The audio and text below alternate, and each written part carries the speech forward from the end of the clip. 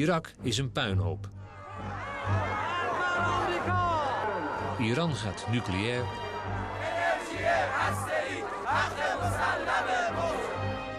Israël is gedemoraliseerd en de Verenigde Staten zijn tot op het bot verdeeld. Tegenlicht zoomt in op het Midden-Oosten, 6 weken lang. Op de plaats des oordeels. Israel lives. Waar de nervositeit hand over hand toeneemt. Israel lives. Zijn we op weg naar een doemscenario. Deze week portret van een taboe. Het doen en laten van de machtige Israël-lobby in de Verenigde Staten.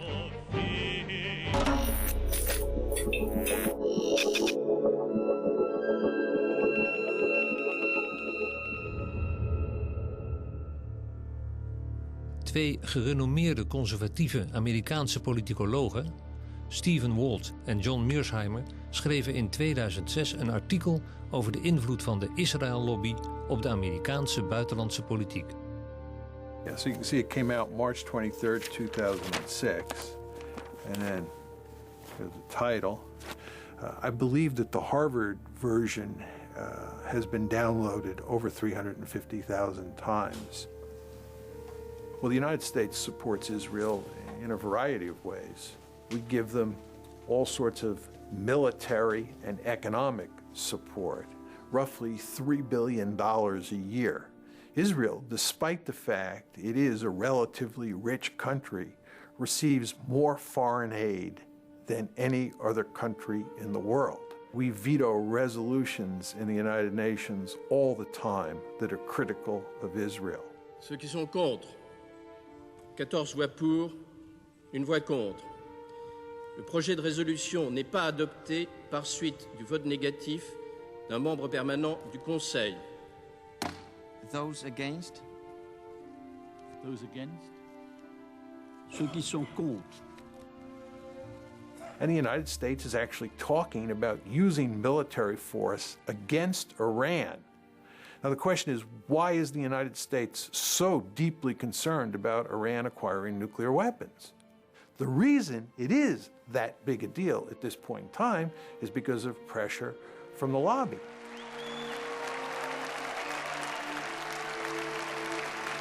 Thank you.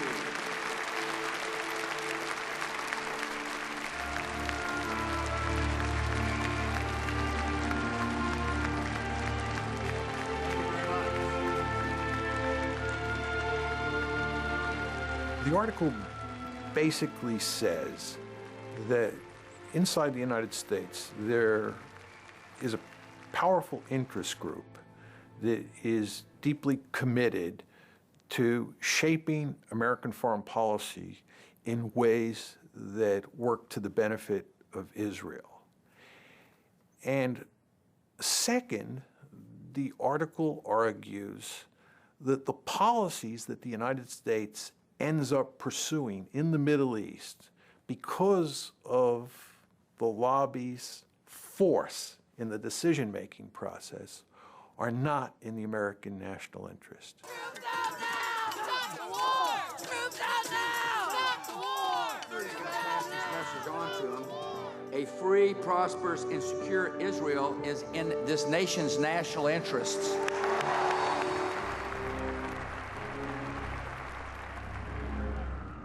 In deze tijden van grote politieke onzekerheid in de Verenigde Staten en de naderende nederlaag in het Irak-moeras heeft dit artikel veel stof doen opwaaien. En zijn democraat en republikein, Amerikaan en Israëli, Jood en christen, isolationist en interventionist over elkaar heen gevallen.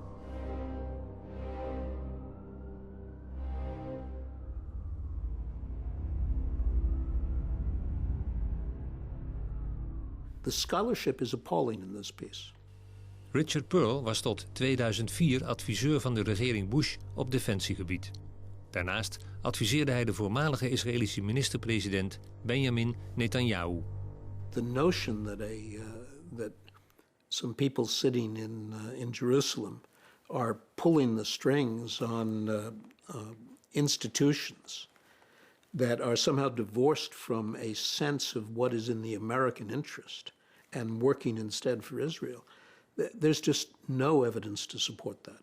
I'm really surprised that they didn't seek to protect their reputations by doing really watertight, rigorous research that they could defend. And in fact, they've been demolished. Alan Dershowitz is, I mean, there's nothing left after. So why did they go on I don't know why they did this. I don't know. Some of the things they say in that piece really made me wince because Mearsheimer and Walt both are better academics than that report reflects. Lawrence Wilkerson meldde zich vrijwillig aan om in Vietnam te gaan vechten. Zijn vader was piloot in de Tweede Wereldoorlog en zijn zoon dient nu in de luchtmacht. Wilkerson was van 2000 tot 2005 stafchef van Colin Powell. But it does shed some light on a number of aspects, the most important of which is that we don't debate this issue in America. You know, you can't talk about this in America. That's the most important thing they did. The second thing they did was call into question, post-Cold War, the strategic value of Israel to America. 10 years ago, you couldn't even talk about the Israel lobby. Today, we can, we do. It's explosive, it's controversial, but we do. Tony Judd werd net na de Tweede Wereldoorlog geboren in Engeland als kind van Europese Joden. In de jaren 60 werkte hij in een kibbutz en voor het Israëlische leger. Hij vindt dat de geloofwaardigheid van de Israëlische staat steeds verder afneemt.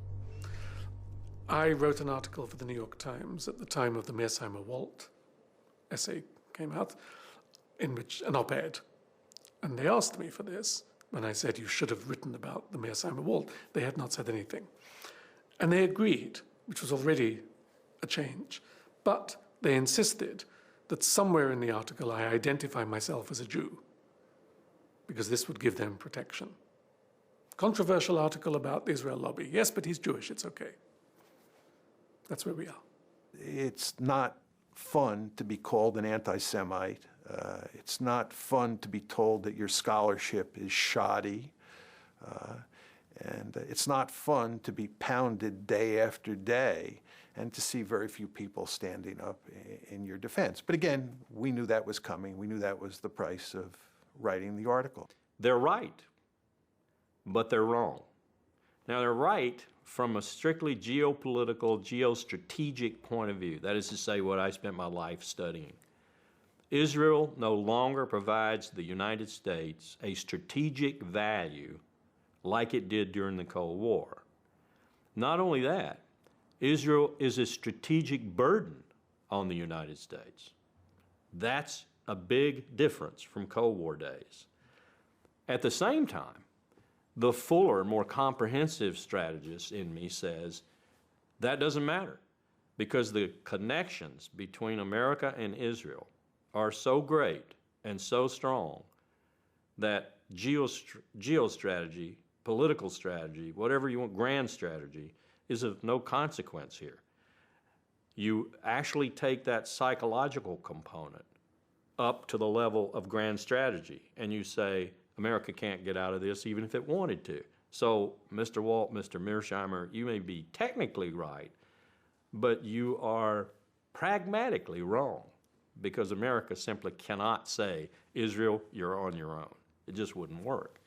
And one of the reasons it wouldn't work is because we have a very powerful Jewish lobby in America.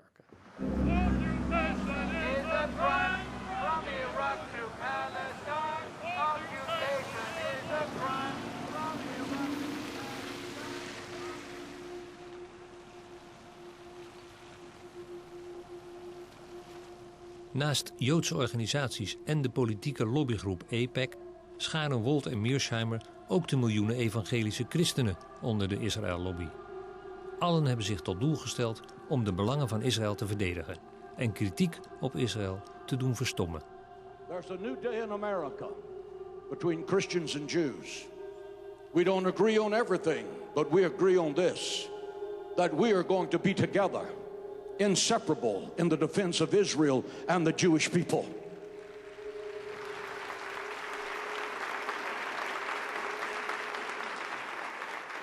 We have millions of people in the infrastructure. We have over 22,000 spiritual leaders, and some of those spiritual leaders have 1 million or 1.5 million names on their mailing list. We have the major radio, television ministries in America supporting what we're doing because every evangelical believes the Bible, and the Bible has a clear mandate to be supportive of the state of Israel. Volgens John Hagee verplicht de Bijbel alle christenen om Israël te steunen. Ook ziet hij Iran en andere islamitische staten als de antichrist, omdat ze uit zijn op de vernietiging van de staat Israël. Na de laatste Libanonoorlog in de zomer van 2006 haalde zijn congregatie $8 miljoen op om de Israëli's te steunen.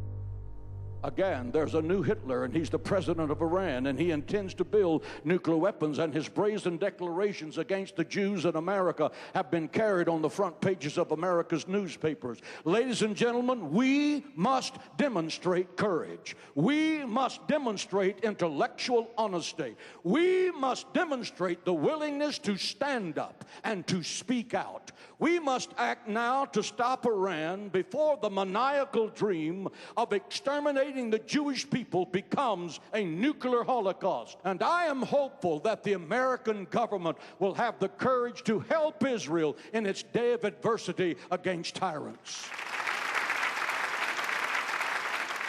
I don't think there's ever a time that you can say you have enough support. I think that our objective is to always let our elected officials know that, A, we do support Israel, and that if anyone comes against Israel in a malicious way, we would do everything in our power to see that that was their last term in office.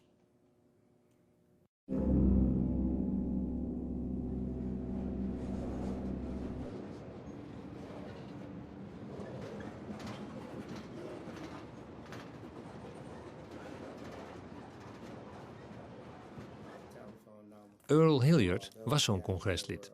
Hij wilde in de jaren 90 de banden met het Afrikaanse Libië aanhalen. Een land waar de Verenigde Staten op dat moment geen diplomatieke banden mee hadden en dat zij onder de Axis of Evil schaarden.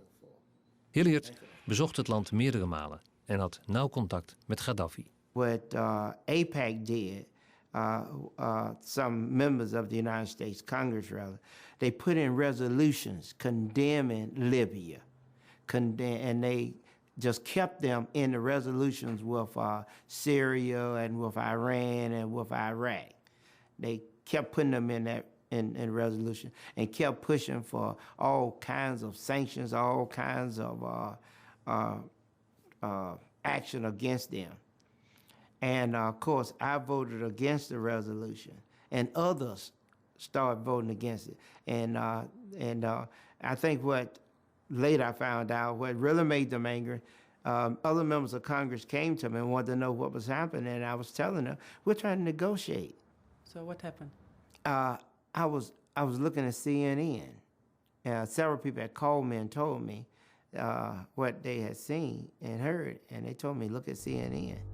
In de aanloop naar de volgende verkiezingen bleek dat Hilliards politieke tegenstander in zijn district in Alabama meer dan $300.000 aan campagnegeld had gekregen uit New York. Een ongekend hoog bedrag. And they flooded the radio and TV with commercials. Those commercials, and you have to understand the mode that the country was in. We had just gone through 9/11. And most Americans didn't know Hussein from Gaddafi or Gaddafi from bin Laden. They didn't know the difference. They all saw them as the same. And the commercial, many commercials, put me with them, saying I supported them. Support and finance international terror network. It had image of the airplanes flying into the World Trade Center. I tell you, I was dropping rapidly in the polls. We had continued polling.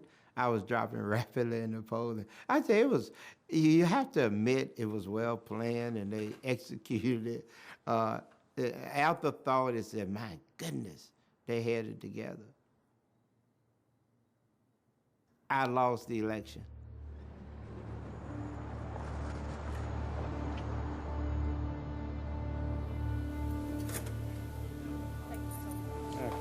But you have to understand, you're talking about a forbidden subject. No one wants to talk about Jews. It's a no-no. it's like you're talking about something that's wrong. You're not even supposed to give your opinion. So you think it's very difficult for me to even ask questions about the Israel lobby in Washington? Absolutely. Very difficult to get answers. Very difficult to get interviews. I hope you're successful. I wish you well. It's going to be rough.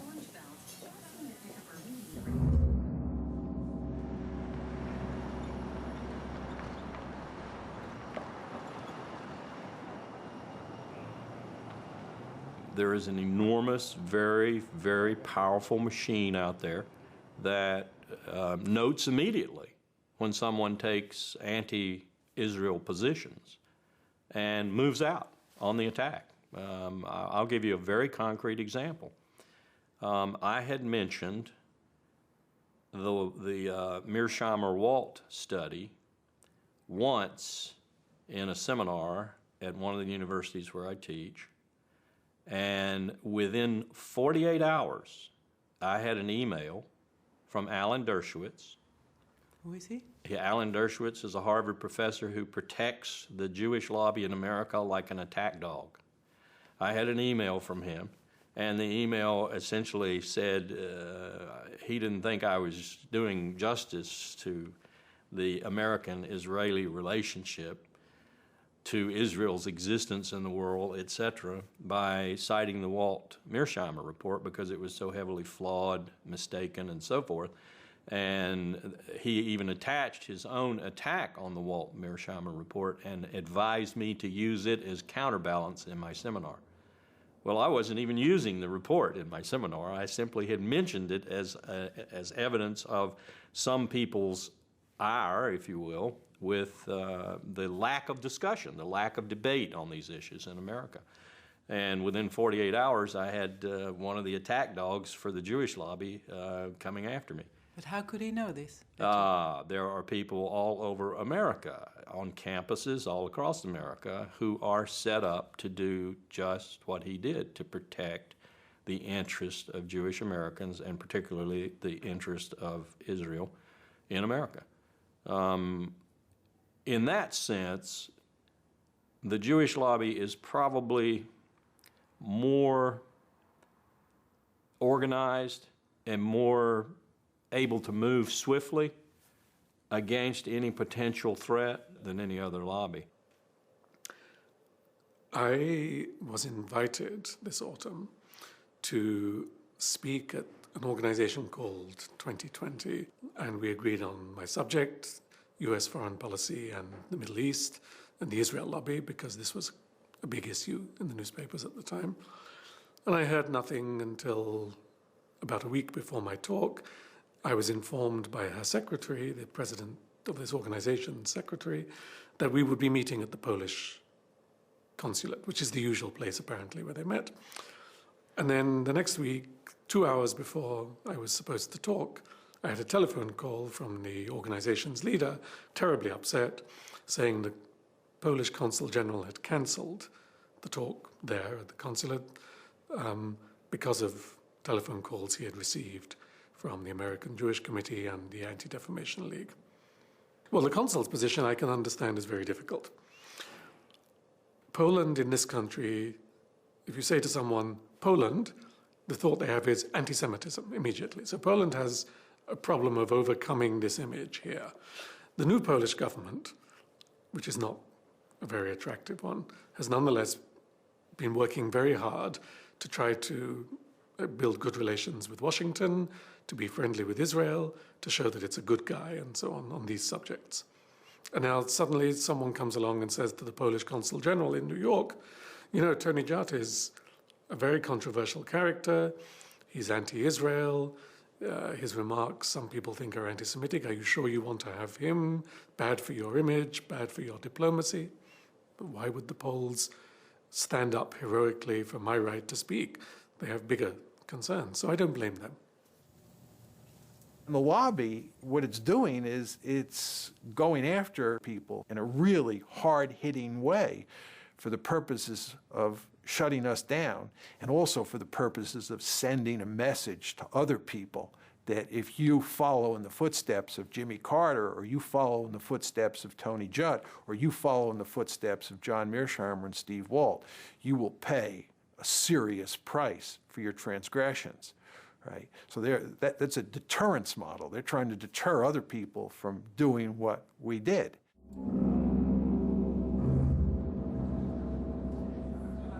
Kenneth Roth is directeur van Human Rights Watch, een onafhankelijke NGO die schendingen van mensenrechten onderzoekt. Na hun rapportage over de Libanonoorlog heeft Roth persoonlijk onder vuur komen te liggen. I was wondering if you can comment on the fact that in the press in the United States you are called an anti-Semite and demonizing the Jewish state concerning Human Rights Watch reporting in the Lebanon war.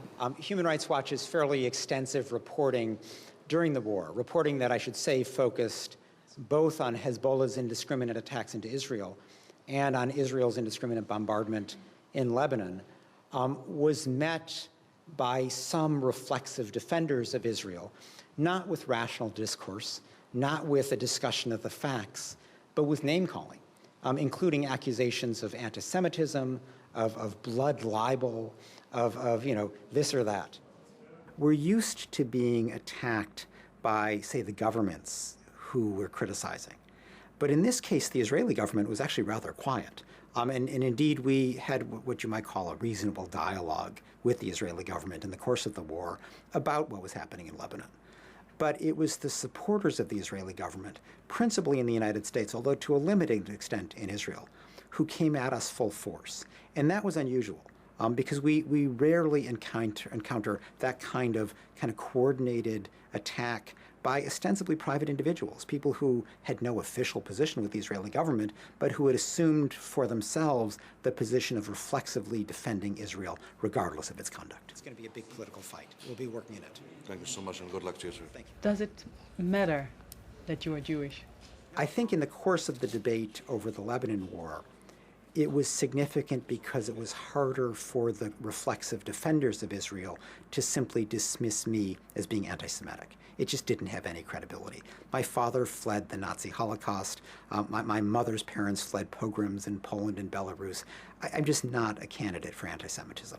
And while there is the old kind of tired line of self-hating Jew, it doesn't describe me either, and nobody even really bothers with that kind of criticism anymore. Why?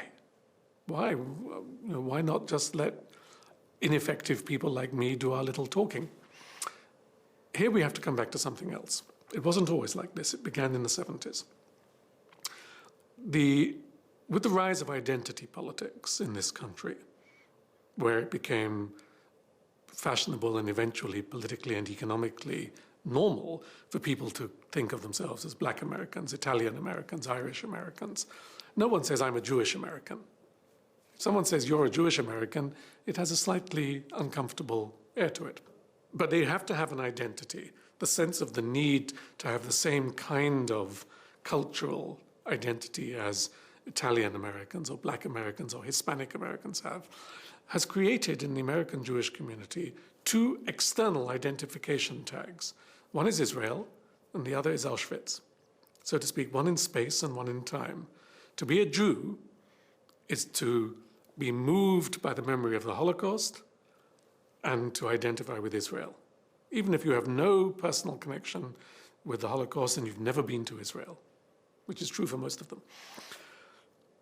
The result is that they are extraordinarily sensitive politically and personally. It's not an invented political thing. People feel this, to any suggestion that there is criticism of Israel or forgetting of the Holocaust, because it touches the core identity of American Jews.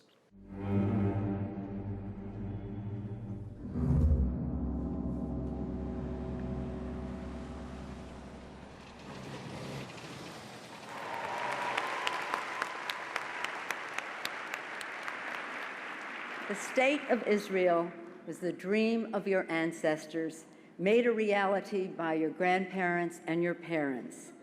Every year, AIPAC has a conference where they bring in their supporters from around the country. They meet in Washington, a very powerful group that attempts to affect legislation and other aspects of U.S. policy on the Mideast. And it's sort of a gala affair. There's a Hollywood element where they produce these videos that show, they get people all mobilized and roused, sort of a pep rally atmosphere, and they get an extraordinary number of high officials to come. America and Israel share an unbreakable bond. AIPAC is one of the reasons why. All of us share a fundamental belief that the freedom and security of Israel are vital interests of the United States of America. We need you now more than ever.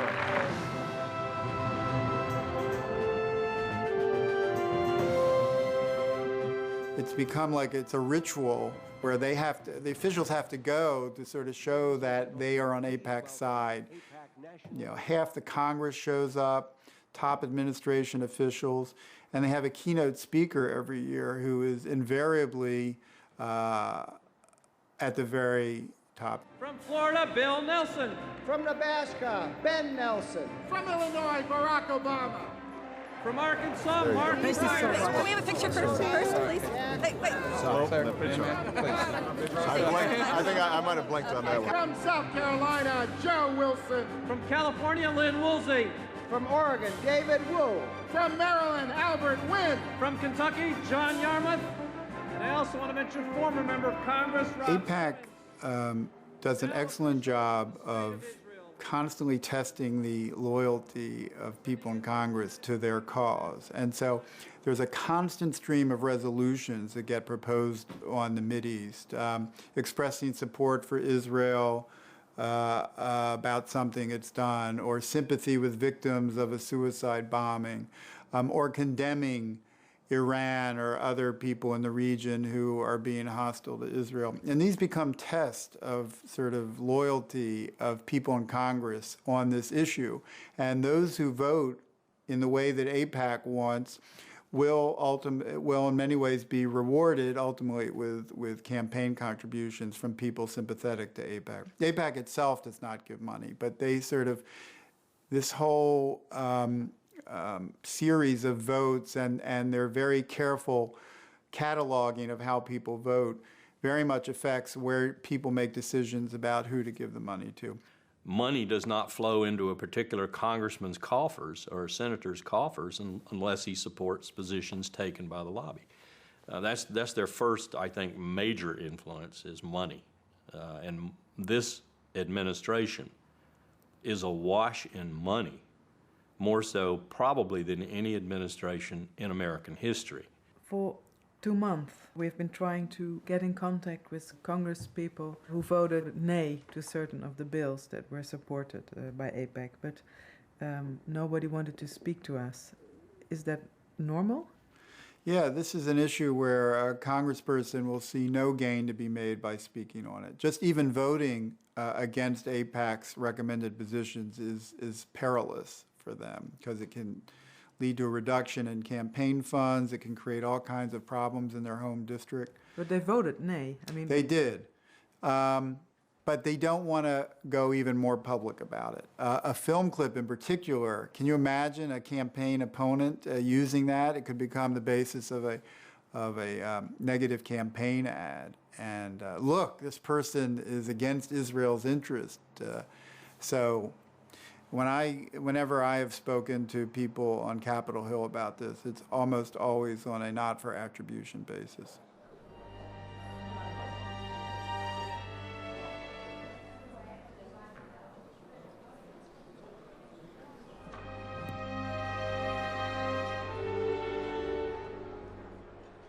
I was told off the record once by a very prominent Democratic senator. We were at a meeting in Paris, and it was late in the evening. We were sitting in a hotel. He was talking about the Middle East, and he was saying things about Israel which were very similar to the criticisms that I would make. And so I said to him, "But you never say these things in the Senate. Why not? Is it because you're worried about the Jewish vote?" He said, "Forget it. It's nothing to do with the Jewish vote. I come from a state, I can't tell you where because otherwise, where there are very few Jews, and they're all going to vote for me anyway. so it doesn't matter. So it's not the Jewish vote. That's not the issue. It's not money. I don't get money from the Israel lobby. That's not the issue.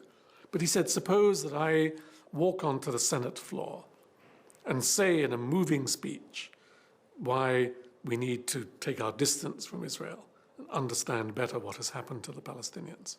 Maybe I would win 5, 10 senators over to a general motion criticizing Israel, maximum. He said, but that's all I could get. And he said, in return, I would be finished in the Senate, because no one would ever vote again for my needs if I wanted to move something for my state, or an education bill, or a financial bill, or a tax bill, or anything to do with domestic policy, nothing to do with Israel. I would be punished. I'd bet that it's impossible for either Steve or I to ever get a high-level policy-making position in the American government.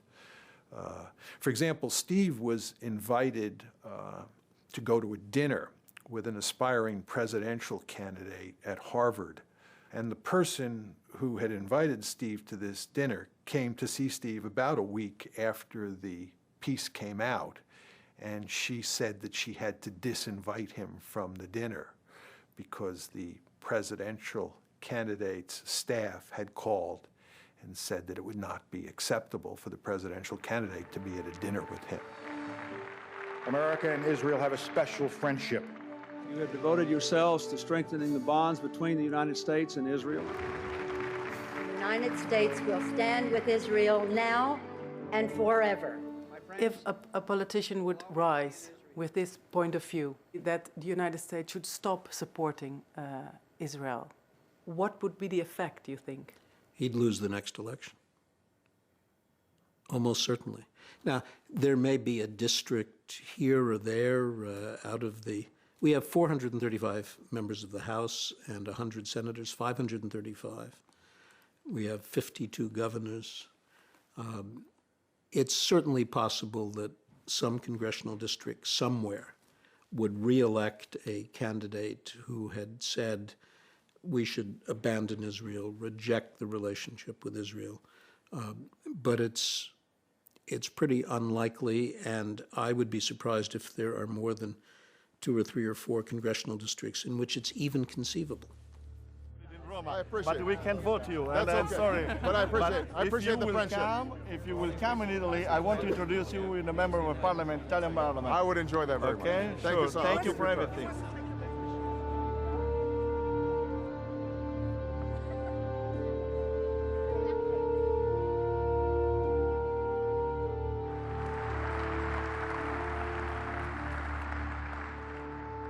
Friends owe it to friends to be as candid as possible. So let me say that a precipitous American withdrawal from Iraq would be a disaster for the United States and the entire Middle East.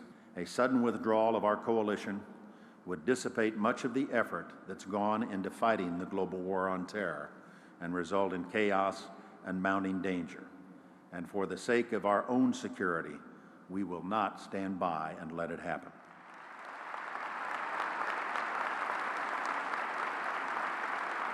I would argue that had you not had all of these neoconservatives prominently placed inside the Bush administration, that Colin Powell would have never ended up giving that disgraceful presentation in early February 2003 that played such a critical role in turning American public opinion.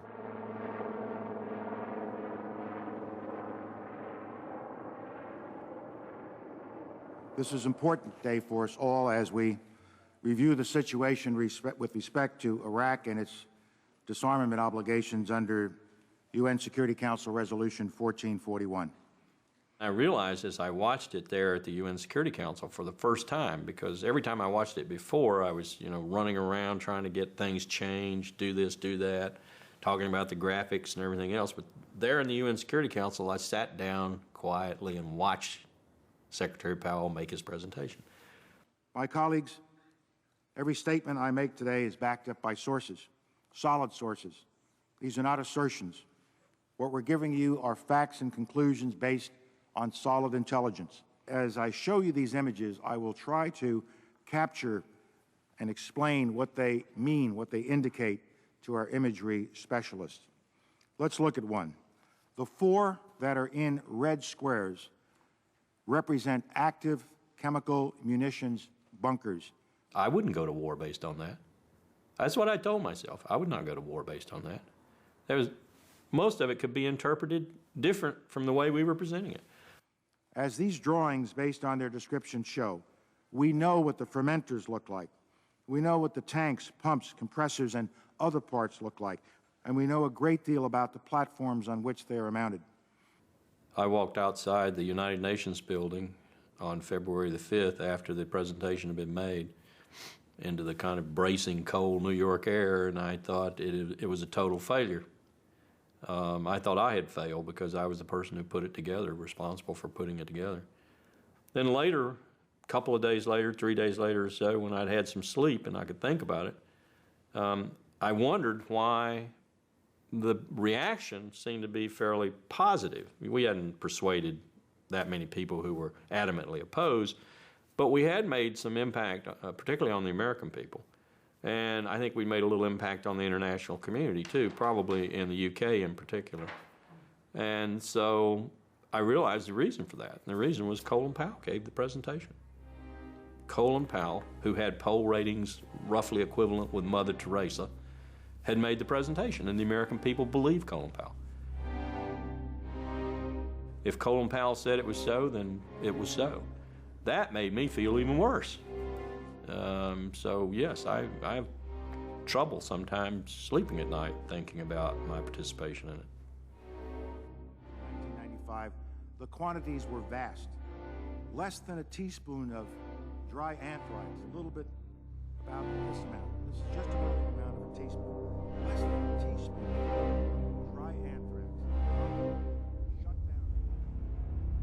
So the question you have to ask yourself is, if the evidence was so flimsy, why did Powell get up and make such an unequivocal case that Iraq had WMD and was an imminent threat? And the reason is that there was tremendous pressure inside and outside the administration to make that argument. And the question is, who was creating that pressure? And the answer is, it was the neoconservatives, almost single-handedly. Dick Cheney and his minions have brought, and Richard Pearl is one of his minions, and Doug Feith is one of his minions, have brought the art of lying to a new scale, a new level. Was oil the #1 influence on President Bush and Vice President Cheney? Or was WMD? Or was spreading democracy? And don't believe it for a moment. They didn't even think about spreading democracy when they started this war. They transmogrified the mission into starting or democracy simply to appease the American people and to give them some reason to support the war. You have to decide, where were these factors? And inevitably, the Jewish lobby in America, AIPAC in particular, the focus lobby, has got to be there. You're being naive if you don't put that factor up there as an influence on national security decision-making, particularly with the Bush administration. The AIPAC lobby is very influential through Vice President Cheney, very influential, and through people like Elliot Abrams, Paul Wolfowitz, and a host of others within the government. And of course, you don't want to lose sight of the fact that the Israeli government was also feeding the United States government intelligence, which said that Iraq had a serious WMD capability and was an imminent threat. There's an Israeli general named Shlomo Bram who has written a piece on this, which says, in effect, that Israel was a full partner in this scheme to convince the public in the United States and around the globe that Iraq was an imminent threat. Iraq was not an imminent threat. The fact is that even if Saddam had had nuclear weapons, there was nothing you could do with them, right? But you could not make those arguments at the time in the United States. It was very, very hard to get them out into the public domain and for them to get any traction. Do you agree with Mearsheimer and Walt that the influence of the pro-Israel lobby was important for going to war with Iraq? I do, but I would not have presented it the way they did, because I think that they underestimate ideas and they underestimate, if you like, emotions. They're very cold and realistic in their view of politics. And for them, since the going to war with Iraq is absolutely crazy, and it was pretty obviously crazy for many of us before. There must have been some pressure to do something so irrational. And of course there was, but they underestimate other factors. The illusion, for example, that we could have control of Iraq's oil and of the strategic region. The belief, which is a deep American belief, which was not invented by the Jewish lobby, that America knows how democracy should work and is an example to the world and has a moral duty and certainly a right to bring this example to the world. And it's all mixed together. So ideals, belief about American exceptionalism, American duties, American provincialism, not knowing about what's going on outside, and Israeli pressure, yes. The suggestion that that the Israeli lobby, as he describes it, is in effect operated by the Israelis and reflects Israeli preferences is simply wrong and can be shown to be wrong. So you don't feel part of an Israeli lobby? No, I'm not part of an Israeli lobby. I have my own views. I'm sympathetic to Israel, as most Americans are sympathetic to Israel. I'm not incapable of being critical of an Israeli policy that I don't like. But the main point is that it is not the Israeli government that shapes the thinking of Americans who are pro-Israeli. Richard Pearl would probably say in response to your question, if you got the truth out of them, Israel's interests and America's interests are the same. And so if I'm an advocate for Israel's interest, I'm an advocate for America's interest. And I would say back to them, again as a strategist, bullshit. No two countries in history, and no two countries in the future in history, I will predict, will ever have coincidental national interest all the time. No way.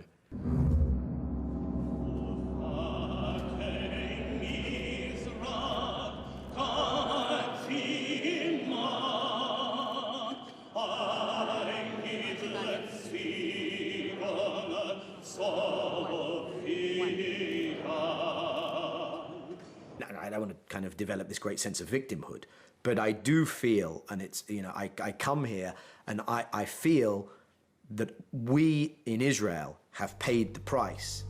Daniel Levy diende in het Israëlische leger en was voor Israël onderhandelaar bij de vredesbesprekingen in Genève, Oslo II en Taba. Hij werkt nu in Washington en heeft zich ten doel gesteld een ander Joods geluid te laten horen. American Jews, surprise, surprise, are liberal Democrats when it comes to most issues, including the Middle East. So when you poll American Jews, they're for the peace process and they're for American engagement and they're for a two-state solution. And we did the Geneva Initiative and they were in favor of that as well.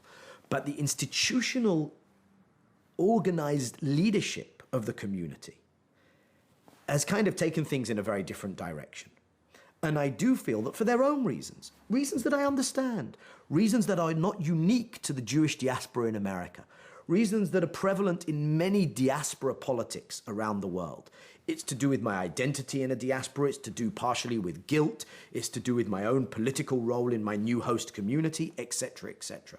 They've driven so-called pro-Israel politics in Washington in a direction which is directly antithetical to what is good for Israel. In that respect, yes, I do feel we paid a price. Of course, that has been increased manyfold under the current administration.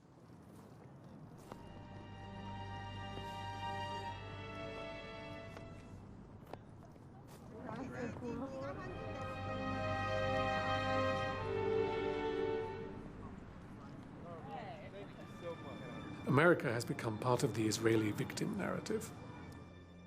It began, I think, in the 70s, when one of the ways in which the African-American community could begin to get amends for slavery and the consequences of slavery was by emphasizing that it was a victim of history. That even if you didn't do it. History did it. Your grandparents did it. It's not a personal responsibility, but there's a cultural debt.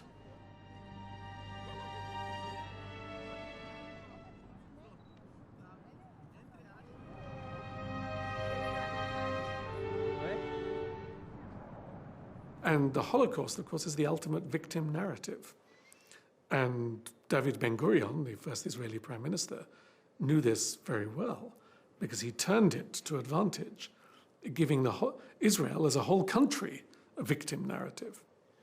If you can't criticize someone because he himself is a victim, what do you do with a whole country, which is a country born of victimhood, so to speak? I have been in conversations many times with people who are very reasonable and would say, yes, you're right. Israel does do bad things. The occupied territories, stealing the water, stealing the land, bombing the houses, etc. But remember what happened to the Jews. There is a background, there is a history, there is a reason, there is an excuse for this. And of course, you can say the same thing for the Palestinians. Remember what happened to the Palestinians after the Nakba in 1948 and so on, 1967. No wonder they have suicide bombers. You can always do this. There's always a relationship between collective past suffering and present individual actions. To turn that into public policy, though, is catastrophic, and that is what we see today.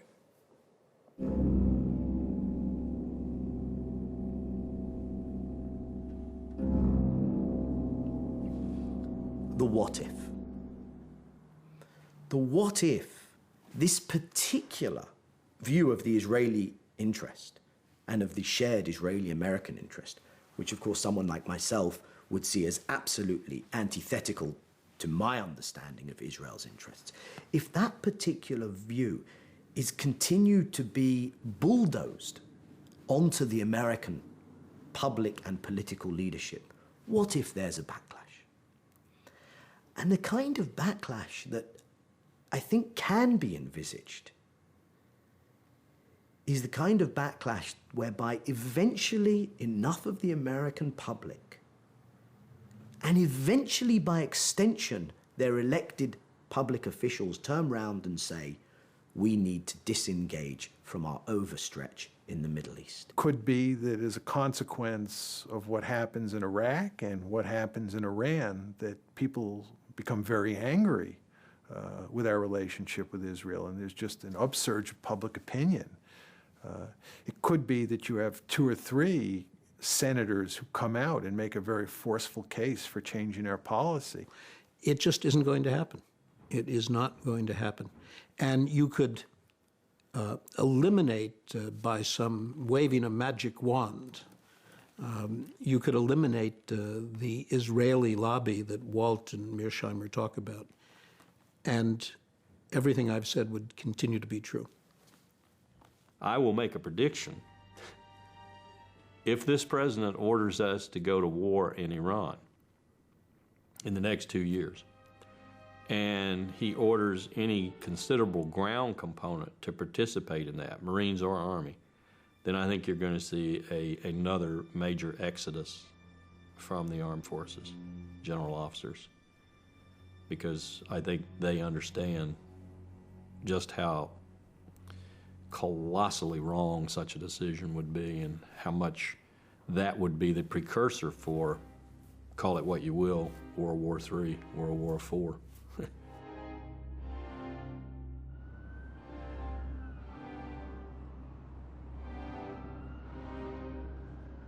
Remember the Roman Empire. For a long, long time, the state of Judea behaved in ways which annoyed the Romans but didn't do them any harm. At the point at which they were becoming a nuisance, the Romans turned against them, destroyed their temple, wiped them out, and told them, an empire has bigger concerns than you.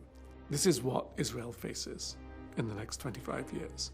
The risk that the American empire will say, wait a minute, you don't matter to us so much. Either because we need oil more than we need you, or because oil is no longer important. Doesn't matter, both has the same effect. You are more trouble than you are worth, and the issue of the Holocaust and anti-Semitism is declining with the demographic move to the next generation. This is a catastrophe for Israel. because Israel has no other friends in the world.